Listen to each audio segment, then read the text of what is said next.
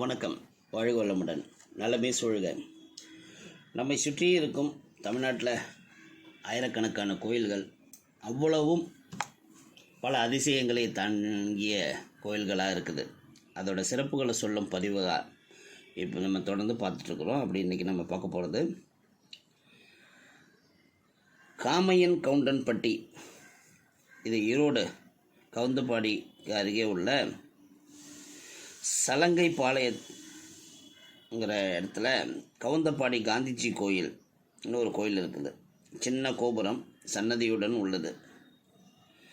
சன்னதியில் காந்திஜி சிலையும், சன்னதியின் ஒரு புறம் ஸ்ரீ மகா கணபதியும் மற்றொரு புறம் ஸ்ரீ துர்க்கையும் உள்ளனர்.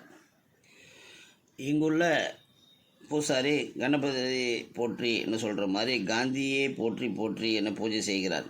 மஞ்சள், பால், தயிர், எலுமிச்சை, இளநீர், சந்தனம், பன்னீர் போன்ற பொருட்களை கொண்டு காந்திஜிக்கு அவ்வப்போது அபிஷேகமும் உண்டு என்று சொல்கிறாங்க.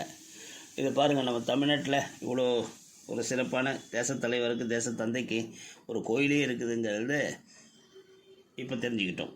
வாழ்க வளமுடன், நலமே சூழ்க.